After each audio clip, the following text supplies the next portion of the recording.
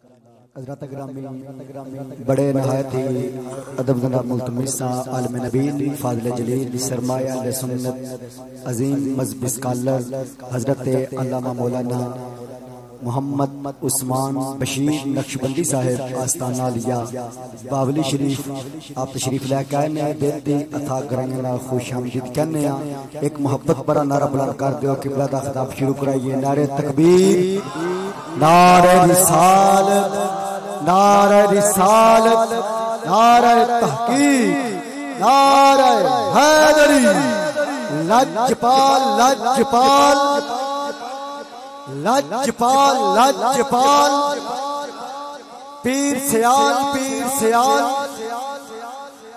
جیڑا خضر ہنیرے دور کرے اس پیر دا نام قمر ہے جیڑا خضر ہنیرے دور کرے اس پیر دا نام قمر ہے کردار نبی دی سیرت ہے حق دا پیغام قمر ہے جیڑا ڈگ پیا قمر دے بوہے تے انہوں لیا تھام قمر ہے میرا قمر کوئی عام قمر تے نہیں شیخ الاسلام قمر ہے حضرت گرامی محمد عثمان بشیر نقشبندی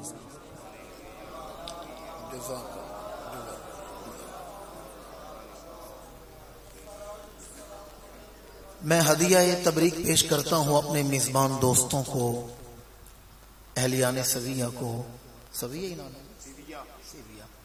اہلیان سویہ کو مسجد کی انتظامیہ کو اہل محلہ کو کہ جنہوں نے آج کی اس خوبصورت محفل کا اہتمام کیا ہے میں یہ سمجھتا ہوں کہ ہمارے میزبان دوستوں نے آج حضور کی محفل ہی نہیں سجائی بلکہ اپنا مقدر بھی سجا لیا ہے میں جب مسجد میں آیا تو مجھ سے پیشتر ثنا خوانی ہو رہی تھی بھائی شہزاد تحسین مدنی اندلیب رسالت اپنے ارمخادی عقیدت کو پیش کر رہے تھے پھر بھائی احسن نے نعت پڑھی اور نعت کا وہ جو مطلع ہے جس سے کلام کا آغاز ہوتا ہے وہ بڑا خوبصورت تھا کہ در بڑا ہو تو سوالی بھی کھڑا سجتا ہے در بڑا ہو تو سوالی بھی کھڑا سجتا ہے بغداد کے ایک نواب کے دروازے پر ایک بھکاری آیا فقیر آیا دروازے پر دستک دی نواب باہر نکلا کہنے لگا کہ مجھے کچھ خیرات دو تو نواب نے 1 درہم اسے دیا کتنے دیے 1 درہم دیا فقیر نے 1 درہم پکڑا کبھی ہاتھ میں پکڑے ہوئے درہم کو دیکھتا ہے کبھی اس نواب کے دروازے کو دیکھتا ہے کبھی درہم کو دیکھتا ہے کبھی دروازے کو دیکھتا ہے اسے درہم واپس کر کے کہتا ہے یا دروازہ چھوٹا کر لو یا خیرات بڑھا دو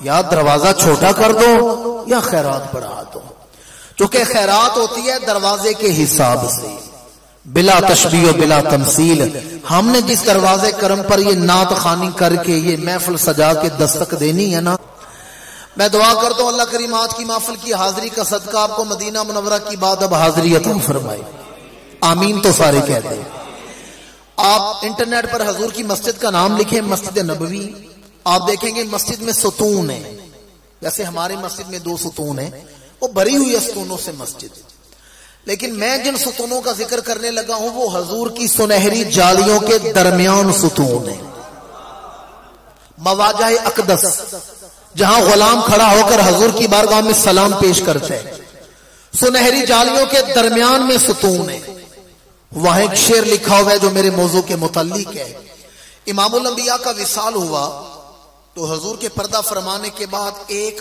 عربی آیا کون آیا عربی آیا میرے میزبان دوست ٹھیک کہہ رہے تھے کہ ہمارے ہاں جتنی دیر سے پروگرام شروع ہوتا ہے نا لوگ اتنی محبت سے بیٹھتے ہیں میں تو یہ سمجھا تھا کہ میں اب قبرستانوں میں اذان پڑھوں گا آپ لوگ وہ نیند کے عالم میں ہوں گے لیکن ماشاءاللہ بیدار ہیں یقین جانیے مجھے بڑی روحانی مسرت ہو رہی ہے عربی آیا عربی کہتے ہیں دیہاتی کو گاؤں کا رہنے والا آدمی مدینہ منورہ آیا صحابہ کرام سے کہتے ہیں میں نے اللہ کے رسول سے ملاقات کرنی ہے صحابہ نے کہا حضور کا تو وصال ہو چکے ہیں وہ حجرے عائشہ کے دروازے پر کھڑا ہوا وہاں اس نے وہ شعر پڑھا جو اب بھی ان ستونوں پر لکھے ہوئے ہیں موجودہ نہیں ترکوں نے لکھوائے تھے جو موجودہ حکومت ہے انہوں نے نہیں، ترکوں نے لکھوائی تھی۔ اللہ تعالیٰ آج کی محفل کی حاضری کا صدقہ آپ کو اپنی آنکھوں سے جا کر وہ شعر پڑھنے کی توفیق عطا فرمائے۔ پر توجہ چاہتا ہوں، ہے عربی، ہے دیہاتی، مدینے کا رہنے والا نہیں، دور کسی علاقے سے آیا ہے، حضور کے دروازے کرم پہ کھڑا ہوا ہے اور کہتے ہیں نفس الفداء لقبر انت ساکنہ فیہ العفاف وفیہ الجود والکرم۔ وہ کہتا ہے نفس الفداء لقبر انت ساکنہ، میری جان قربان اس روزے پر جس میں میرا محبوب رہتا ہے، میں قربان اس روزے پر جس میں میرا محبوب رہتا ہے۔ فیہ العفاف، اس روزے میں بخشش ہے، اس روزے میں سب کا عقیدہ تو سارے بولیں، اس روزے میں، روزہ رسول میں، گنبد خضرا میں، حجرہ عائشہ میں، فیہ العفاف، اس روزے میں بخشش ہے، وفیہ الجود والکرم، اس روزے میں جود بھی ہے، اس روزے میں کرم بھی ہے۔ اب علماء بیٹھے ان سے پوچھیں، جود کا معنی بھی عطا کرنا، کرم کا معنی بھی عطا کرنا، جود کا معنی بھی جھولیاں بھرنا، کرم کا معنی بھی جھولیاں بھرنا، جود کا معنی بھی سخاوت کرنا، کرم کا معنی بھی سخاوت کرنا۔ جب دونوں لفظوں کا مطلب ایک ہے تو عربی نے ایک لفظ نہیں بولا، دو کیوں بولے ہیں؟ علماء فرماتے ہیں فرق یہ ہے، جود کا معنی ہے مانگنے پر عطا کرنا، اور کرم کا معنی بن مانگے ہی عطا فرما دینا۔ فیہ العفاف وفیہ الجود والکرم، ایک معنی پر دو لفظ بول کے اس عربی نے بتا دیا اس روزے میں وہ رسول بیٹھا ہے جو مانگنے پر بھی عطا فرماتے ہیں، بن مانگے بھی عطا فرما دیتے ہیں۔ کسی نے مانگا نہ مانگا وہ جھولی بھرتے گئے، کسی نے مانگا نہ مانگا وہ جھولی۔ بڑے مشہور صحابی ہیں حضرت سیدنا انس رضی اللہ تعالیٰ عنہ، آپ لوگوں نے نام سنا ہوگا، انس بن مالک کہا جاتا ہے۔ 10 سال عمر ہے، یہاں بھی بچے بیٹھے ہوئے ہیں، 10 سال عمر ہے ان کی۔ والدہ ہے ام سلیم، ہاتھ پکڑا حضور کی بارگاہ میں۔ بس اسے ایک بات پر میں نے تمہید مکمل کر دینی ہے۔ تمہید ماننے کا مقصد پتا کیا ہوتا ہے؟ تقریر کرنے والے کو پتا چل جائے سننے والے کتنے پانی میں ہیں، سننے والوں کو پتا چل جائے تقریر کرنے والا کتنے پانی میں ہے، وہ تعارف ہو جاتا ہے نا، پھر اس بنیاد پر بات آگے بڑھتی ہے۔ تمہیدن آخری بات کرنے لگا ہوں۔ صحابی رسول ہیں جناب انس، اور عمر کتنی ہے؟ 10 سال۔ والدہ نے ہاتھ پکڑا، جب حضور مدینہ تشریف لائے حضور کی بارگاہ میں پیش کیا اور عرض کہ یا رسول اللہ میں آپ کے لیے چھوٹا خادم لے کر آئی ہوں۔ کیا لے کر آئی ہوں؟ چھوٹا۔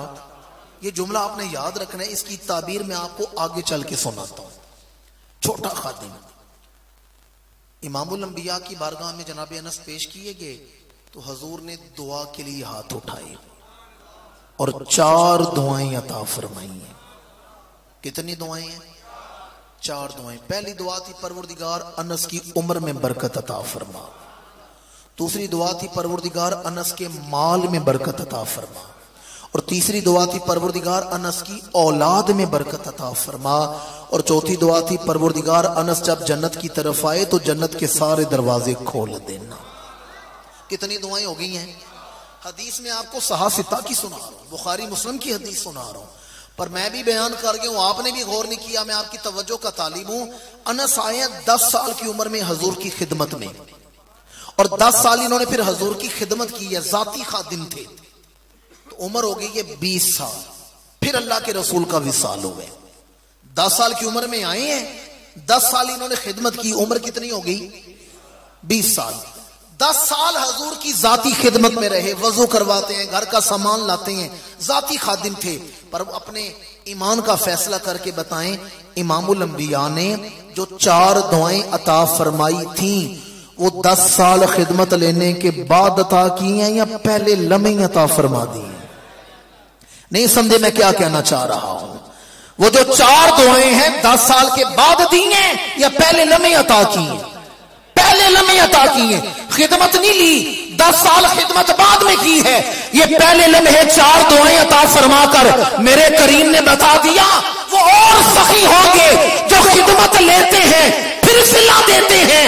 مدینے والے آقا ایسے سخی ہیں، خدمت بعد میں لے رہے ہیں، صلہ پہلے عطا فرما دیا ہے. خدمت بعد میں لی ہے، اجر پہلے عطا فرما دی ہے. کتنی دعائیں تھیں؟ انس کی عمر میں برکت عطا فرما. جناب انس کی عمر ہوئی ہے 103 سال. کتنی عمر ہے؟ 103 سال. دوسری دعا تھی انس کی اولاد میں برکت عطا فرما. جناب انس کے پوتے پڑپوتے گنے تو تعداد 100 بنتی تھی. بیٹے پوتے پڑپوتے نواسے 100 تعداد ہے. اور تیسری دعا کیا تھی؟ پروردگار انس کے مال میں برکت عطا فرما. اوروں کے باغ سال میں 1 بار پھل دیتے تھے، انس کا باغ 2 بار پھل دیتا تھا. اور چوتھی دعا کیا تھی؟ انس جنت کی طرف آئے تو جنت کے دروازے. انس فرمایا اچھا یاد ہے نا والدہ نے کیا کہا تھا، میں آپ کی بارگاہ میں کیا لے کر آئی ہوں؟ ماشاءاللہ چھوٹا خادم. انس فرماتے ہیں 3 دعائیں تو میں نے اپنی آنکھوں سے دیکھی ہیں قبول ہوتے ہوئے، رہ گئی چوتھی دعا. مجھے یقین ہے وہ بھی میرے حق میں ضرور قبول ہو چکی ہوگی. میں جب جنت کی طرف جاؤں گا، اللہ جنت کے دروازے کھولے گا تو میں حضور کی بارگاہ میں جا کے عرض کروں گا یا رسول اللہ آپ کا وہ چھوٹا خادم آ گیا ہے، وہ جو مدینے میں خدمت کرتا تھا یہاں بھی آپ کی خدمت کے لیے آ گیا ہے. تو اگر کسی محفل میں چند گھڑیاں بیٹھ کر پھر حضور کی نگاہ شفقت مل جائے تو یقین جانیے محفل میں بیٹھنے کا سودا صرف سستا نہیں، بڑا سستا سودا ہے. میں نے آپ کے سامنے قرآن مجید کی ایک معروف آیہ کریمہ، جب ہم بچپن میں مسجدوں میں مدرسوں میں بزم ادب میں تقریریں کرتے تھے نا تو اس آیت پر گفتگو کرتے تھے، اور آپ نے درجنوں نہیں بلا مبالغہ سینکڑوں تفاسیر اس آیت کی سنی ہوں گی علماء سے. لیکن میں 2002 میں نے پہلی تقریر کی تھی، آج سے 19 سال پہلے. تو میں نے دل میں اپنے ساتھ وعدہ کیا تھا دین کی تبلیغ کرنی ہے تو اس دور کے تقاضوں کے مطابق. مجھے میزبان دوستوں نے کوئی موضوع نہیں دیا کہ اس مضمون پر بات کرنی ہے، انہوں نے میری مرضی پر چھوڑ دیا.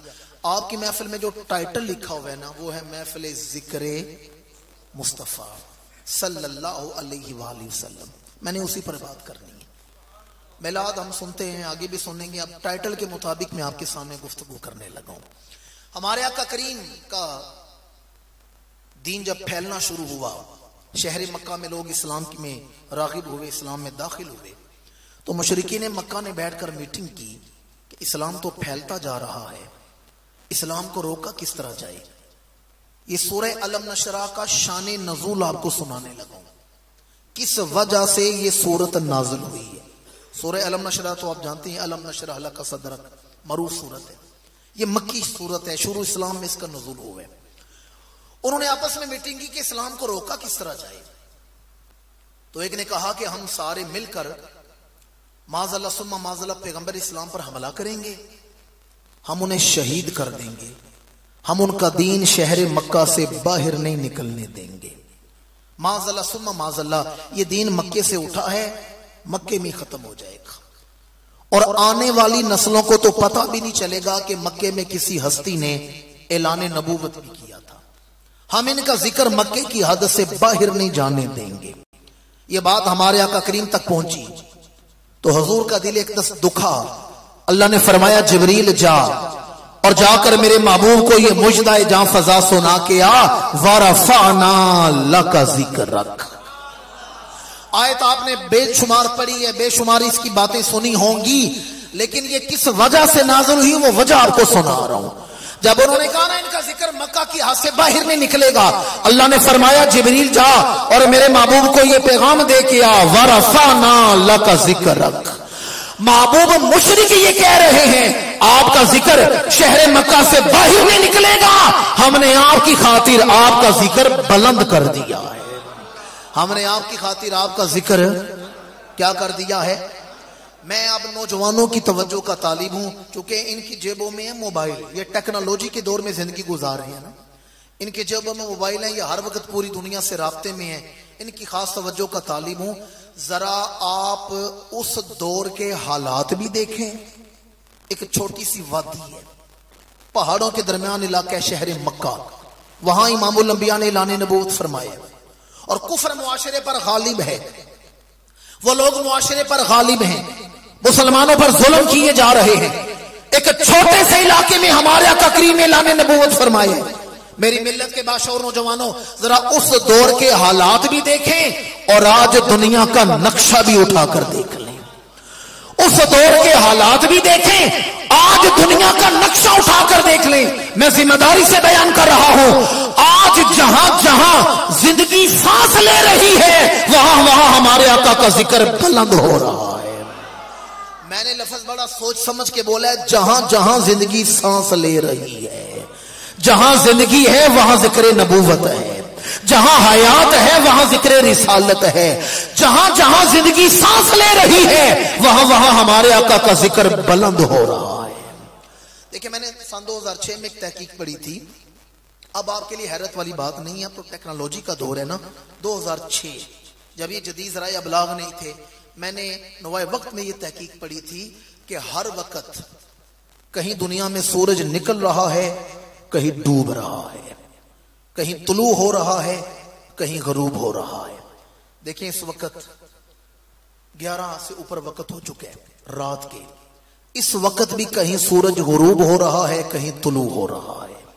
دنیا کے کسی نہ کسی خطے میں ہر لمحہ کہیں سورج ڈوب رہا ہے, کہیں طلوع ہو رہا ہے. اور دنیا میں ہر وقت کہیں فجر کی اذان پڑی جا رہی ہے, کہیں مغرب کی اذان پڑی جا رہی ہے. اذان ایسا نغمہ سرمدی ہے جو ہر وقت الاپا جا رہا ہے, ہر وقت الاپا جا رہا ہے. دیکھیں آپ دنیا کا نقشہ اٹھائیں, آج کل تو موبائل میں میپ آ جاتا ہے, ایسی اپلیکیشنز ہیں جو دنیا کا نقشہ ہے. ارتھ اٹھا کر دیکھ لیں, دنیا کا نقشہ اٹھا کر دیکھ لیں, زمین کے انتہائی مشرق میں جو ملک ہے نا وہ ہے انڈونیشیا. کون سا ملک ہے؟ سب سے پہلے سورج کی روشنی انڈونیشیا پر پڑتی ہے. صبح 5:30 بجے وہاں اذان فجر کا وقت شروع ہو جاتا ہے انڈونیشیا میں, اور وہاں موزن اذان پڑھتے ہیں جاوا میں, سماٹرا میں, بورینو میں, سیبل میں. یہ انڈونیشیا کے شہر ہیں, وہاں اذانیں پڑھی جاتی ہیں. پھر یہ سلسلہ مغرب کی طرف چلتا ہے. ابھی وہاں انڈونیشیا میں اذان پڑھی جا رہی ہے کہ جکارتا میں اذان شروع ہو جاتی ہے. ابھی جکارتا میں اذان پڑھی جا رہی ہے کہ ملائیشیا میں اذان شروع ہو جاتی ہے. ابھی ملائیشیا میں پڑھی جا رہی ہے کہ برما میں اذان شروع ہو جاتی ہے. ابھی برما میں موزن اذان پڑھ رہے ہیں کہ بنگلہ دیش میں اذان شروع ہو جاتی ہے. بنگلہ دیش میں موزن اذان پڑھتے ہیں کہ ہندوستان میں اذان شروع ہو جاتی ہے. پھر ساتھ سری نگر میں, اور سری نگر اور سیال کوٹ میں ایک ہی وقت میں موزن فجر کی اذان پڑھنا شروع کرتے ہیں, ایک ہی وقت میں. پھر یہ سلسلہ چلتا ہے مغرب کی طرف, سیال کوٹ سے گجرانوالہ, لاہور, بہاولپور, آگے ملتان, کراچی. جب کراچی کے ساحلوں پر اذان پڑھی جا رہی ہوتی ہے اسی وقت افغانستان میں اذان پڑھی جاتی ہے اور عمان میں اذان پڑھی جاتی ہے. ابھی وہاں موزن اذان پڑھے ہیں کہ عراق میں اذان شروع ہو جاتی ہے. ابھی عراق میں اذان پڑھی جا رہی ہے کہ حجاز میں, مکہ مدینہ میں موزن اذان پڑھنا شروع کرتے ہیں. ابھی مکہ مدینہ میں اذان پڑھی جا رہی ہے کہ UAE, متحدہ عرب امارات, وہاں اذان پڑھی جاتی ہے. ابھی وہاں اذان پڑھی جا رہی ہے کہ کویت میں اذان شروع ہو جاتی ہے. ابھی کویت والے اذان پڑھ رہے ہیں کہ مصر اسکندریہ میں اذان شروع ہو جاتی ہے. ابھی وہاں پڑھی جا رہی ہے کہ لیبیا طرابلس میں اذان شروع ہو جاتی ہے. یہ سلسلہ چلتے چلتے بحر اوقیانوس تک جاتے ہیں. کہاں جاتا ہے بحر؟ یہ جتنے میں نے آپ کو ملک گنوائے ہیں نا, جب یہاں اذان پڑھی جا رہی ہوتی ہے اس دوران پورے افریقہ میں اذان پڑھی جا چکی ہوتی ہے. انڈونیشیا سے بحر اوقیانوس کے ساحلوں تک اذان کا جو سفر ہے وہ 9 گھنٹوں میں مکمل ہوتا ہے. کتنی دیر میں؟ 9 گھنٹوں میں. اچھا, ابھی بحر اوقیانوس میں فجر کی اذان پڑھی جا رہی ہے, پیچھے انڈونیشیا میں زور کی اذان شروع ہو جاتی ہے. زور کی اذان کا سلسلہ چلتا ہے, پھر عصر, پھر مغرب, پھر عشاء. اور یہ میں نے آپ کو ایک خطہ سرزمین سنایا ہے, ابھی میں یورپ کی طرف گیا ہی نہیں, ابھی میں نے دیگر بر اعظموں کا ذکر ہی نہیں کیا. پتا چلا اذان ایسا نغمہ سرمدی ہے جو ہر وقت علاقہ جا رہا ہے, ہر لمحہ موزن اللہ اکبر پڑھ رہا ہے. میری ملت کے باشعور مسلمانوں, جہاں موزن ہر لمحہ یہ پڑھ رہا ہے اللہ اکبر اشہد ان لا الہ الا اللہ, وہاں ہر لمحہ یہ بھی پڑھا جا رہا ہے اشہد ان محمد رسول اللہ. اس لیے میں کہتا ہوں ہر لمحہ, ہر گھڑی, ہر آن, ہر لحظہ, ہر سیکنڈ, جہاں جہاں زندگی سانس لے رہی ہے وہاں وہاں ہمارے آقا کا ذکر بلند ہو رہا ہے. وَرَفَعْنَا لَكَ ذِكْرَكَ, ہم نے آپ کی خاطر آپ کا ذکر ایکو بند کر کے آواز کھولیں. ہم نے آپ کی خاطر آپ کا ریپیٹ بند کریں. ہم نے آپ کی خاطر آپ کا ذکر کیا کر دیا ہے؟ بلند کر دیا ہے. اب ہم تو پہلے حضور کی نعتیں پڑھنے والے. جس دور میں ہم محفل میلاد سجا کر بیٹھے نا، اس دور میں اسلام پر بڑے حملے ہوئے ہیں. پیغمبر اسلام کی عزت پاک پر بڑے حملے ہوئے ہیں. آہانت رسول کی تحریک چلائی گئی ہیں. میں نے آپ کے سامنے اب صرف 3 نعتیں آپ کو سنانی ہیں. صرف 3 نعتیں. پہلے جو آپ نے نعتیں سنی ہے نا، وہ آپ نے مخلوق کی لکھی ہوئی نعت سنی ہے. میں نے جو نعت آپ کے سامنے آج تلاوت کی ہے نا، وہ خالق کی نازل کی ہوئی نعت سنائی ہے. مخلوق کی نعت سن کے آپ خوش ہوئے ہیں، کیا خیال ہے خالق جو نعت بیان کرے وہ کتنی اعلیٰ و عرفہ نعت ہوگی. خالق جو نعت بیان کرے، یہ جو نعت ہے نا وَرَفَعْنَا لَكَ ذِكْرَكَ، یہ عرشی نعت ہے، یہ منزل من اللہ نعت ہے، یہ جبریل لے کر آئے ہیں. کیا شان ہے ممدوح اعظم کی. فرش والے بھی جس کی نعتیں بیان کر رہے ہیں، عرش والا بھی جس کی نعت بیان کر رہا ہے. حضرت خواجہ غلام فرید نے کیا خوب کہا تھا. آپ فرماتے ہیں کوٹھے تے چڑھ ویک فریدا تے گھر گھر لگی اگ، میں سمجھا ایک میں ہی مٹھا اے تے مٹھیا سارا جگ. کیا شان ہے. اور اعلیٰ حضرت نے اسی کا ترجمہ کیا ہے، فرش والے تیری شوکت کا علو کیا جانے، خسروا عرش پہ اڑتا ہے پھریرا تیرا. ایک نعت میں نے قرآن سے بیان کی ہے. 3 نعتیں میں نے آپ کو اور سنانی ہے. اور جو پہلی نعت سنانے لگوں وہ نعت آج سے 300 سال پرانی نعت ہے. 3000 سال پرانی نعت ہے. اور کتاب کا نام ہے زبور. کون سی کتاب ہے؟ تھک تو نہیں گئے آپ لوگ؟ زبور. زبور اتری ہے داؤد علیہ السلام پر، تورات اتری ہے موسیٰ علیہ السلام پر، انجیل اتری ہے ہمارے جناب تورات اتری ہے موسیٰ علیہ السلام پر، انجیل اتری ہے عیسیٰ علیہ السلام پر، قرآن ہمارے آقا کریم پر اترے. داؤد علیہ السلام پر زبور اتری. جناب داؤد کے بیٹے ہیں سلیمان علیہ السلام، جناب سلیمان پیغمبر. ان پر جو صحیفے اترے ہیں عہد نامہ قدیم جدید میں شامل ہیں. آپ بائبل اٹھائیں، آپ کو 2 ایڈیشن ملیں گے. ایک ہے اولڈ ٹیسٹامنٹ، دوسرا ہے نیو ٹیسٹامنٹ. ان میں جناب سلیمان کے قصیدے شامل ہیں. کتاب کا نام ہے دا سانگز آف سولومون. انگریزی میں جناب سلیمان کو سولومون کہا جاتا ہے. دا سانگز آف سولومون جناب سلیمان کی کتاب ہے. جناب سلیمان نے جو شاعری لکھی ہے نا، اس کتاب میں جمع کی گئی ہے. اس کتاب سے آپ کو اپنے آقا کریم کی نعت سنانے لگا ہوں. 30 صدیاں پرانی نعت ہے.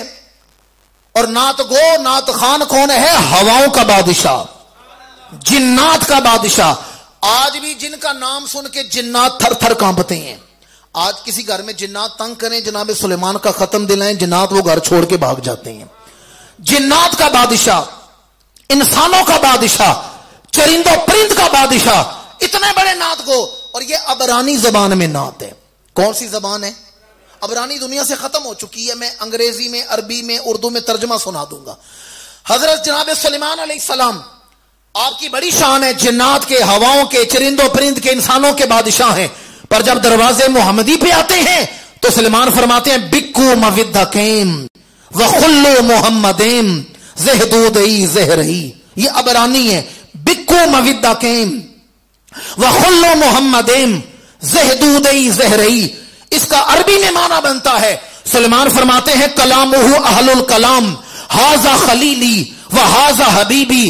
اس کا انگلش میں معنی بنتا ہے، سلیمان فرماتے ہیں his mouth of most sweet, this is my beloved, this is my friend. اور اس کا اردو میں معنی بنتا ہے، سلیمان فرماتے ہیں کائنات کا سب سے سونا چہرہ ہے تو وہ مصطفیٰ کریم کا چہرہ ہے.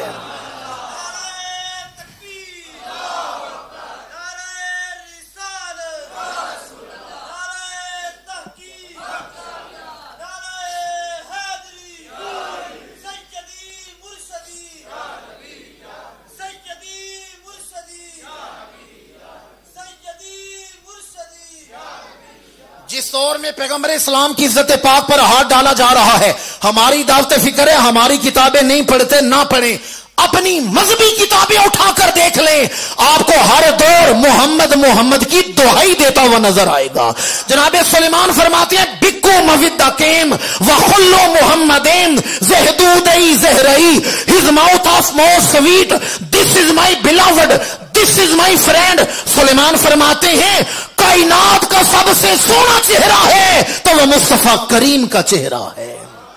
میں نے آپ کو 4 زبانوں میں یہ نعت سنائی ہے، چلیں 5ویں زبان اپنی پنجابی زبان میں ترجمہ کر لیتے ہیں، پھر تو آسان ہوگا نا۔ اور قلم ہے گولڑے کے تاجدار کا قلم۔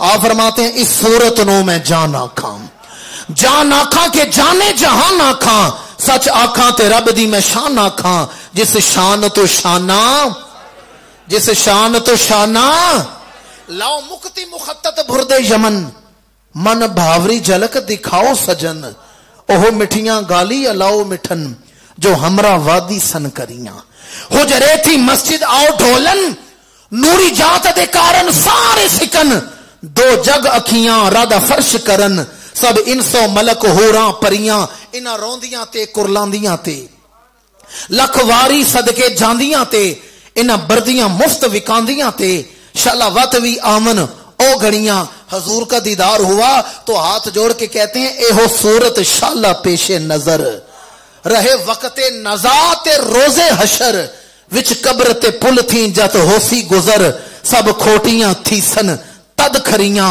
سبحان اللہ ما اجملا کا ما احسن کا ما اکمل کا، کتھے مہر علی کتھے تیری ثنا۔ یہ کون کہہ رہے کتھے مہر علی کتھے تیری ثنا؟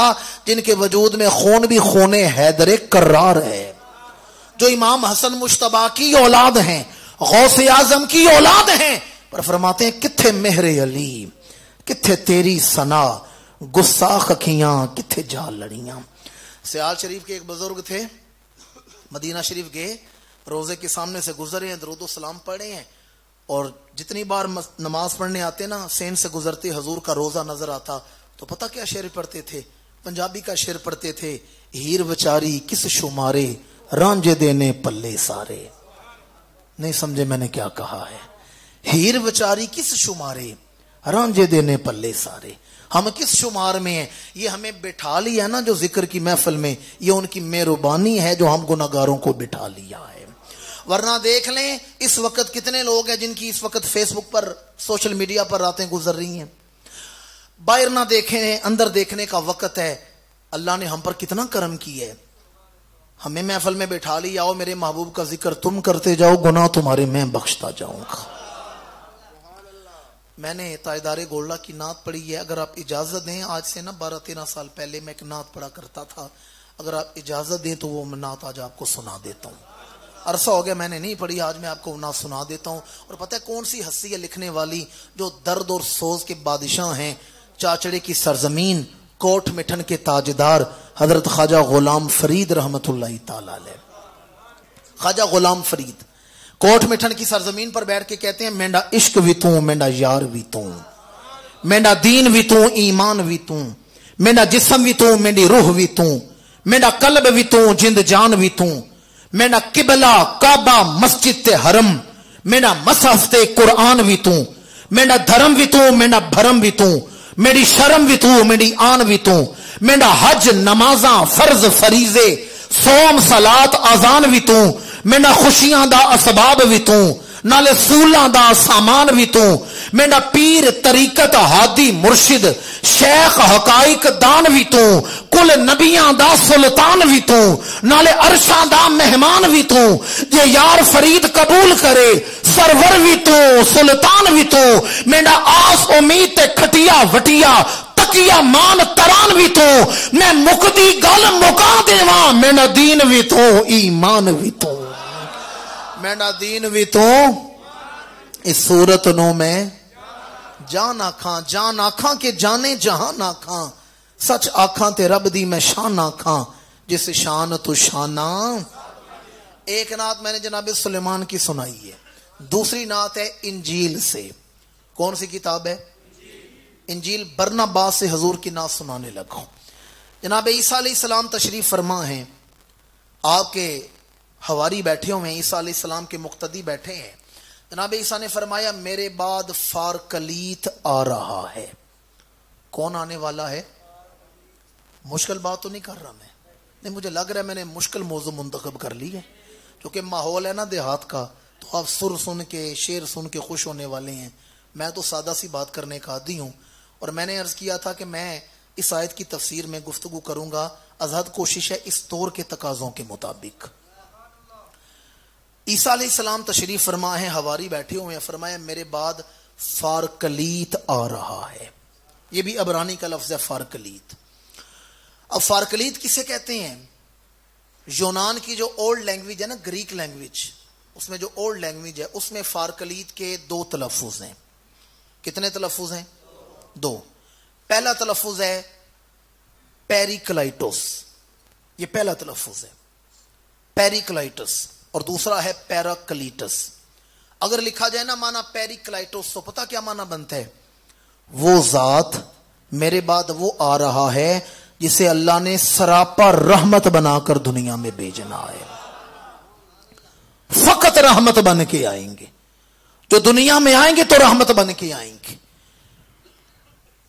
قرآن مجید میں اللہ تعالیٰ نے فرمایا وما ارسلناک الا رحمتا لل. آئے تو بچے بچے کو آتی ہے، تقریریں بھی اس پر سن رکھی ہیں. ایک ہی بات کروں گا، یہاں دو نفی کی باتیں ہیں. وما ارسلناک الا رحمتا للعالمین. نوجوان بیٹھے ہیں جنہوں نے میتھمیٹکس پڑھی ہے، ریاضی پڑھی ہے، وہ جانتے ہیں کہ ریاضی میں نفی جمع نفی ہوتا ہے، نفی جمع جمع جمع نفی ہوتا ہے، نفی نفی جمع ہوتا ہے. یہاں دو دفعہ نفی ہے، معنی اس بات کا ہے. بات انکار کی ہے، معنی اس بات کا ہے. بات مشکل ہو جائے گی، آسان کر دوں. اللہ نے فرمایا وما ارسلناک، ہم نے بھیجا ہی نہیں، الا مگر رحمت للعالمین، جہانوں کی رحمت بنا کر بھیجا ہے. دو نفی ہے، نفی نفی جمع ہوتا ہے ریاضی میں. پتہ معنی کیا بنتا ہے؟ اے محبوب ہم آپ کو دنیا میں بھیجیں گے، میرا رسول دنیا میں جہاں سے گزرتا جائے گا رحمت ہی رحمت لوٹاتا جائے گا. چلیں ایک اور پہلو پر سن لیں. دیکھیں ہر رحمت کبھی نہ کبھی زحمت بن سکتی ہے، ہر رحمت کبھی نہ کبھی زحمت.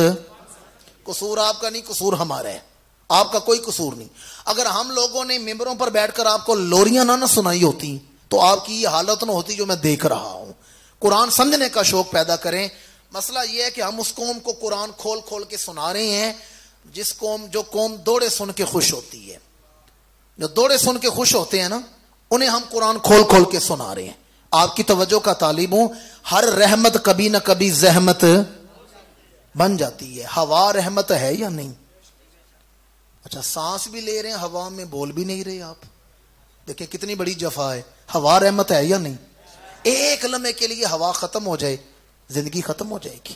تو ہوا رحمت ہے یا نہیں؟ لیکن اگر طوفان آ جائے تو زحمت ہے. رات ہم چکوال تھے، دیکھا سڑک پر کھمبے گرے ہوئے ہیں. میں نے کہا یہ رحمت زحمت بن گئی ہے. پانی رحمت ہے یا نہیں جی؟ لیکن سیلاب آ جائے تو زحمت ہے. ہر رحمت کبھی نہ کبھی زحمت بن جاتی ہے.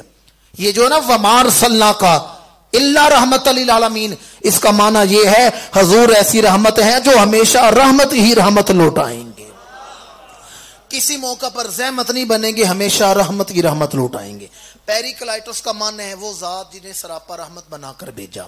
اور اگر معنی کیا جائے نا فارکلیت کا، پیراکلیٹس، تو پتہ کیا معنی بنتا ہے؟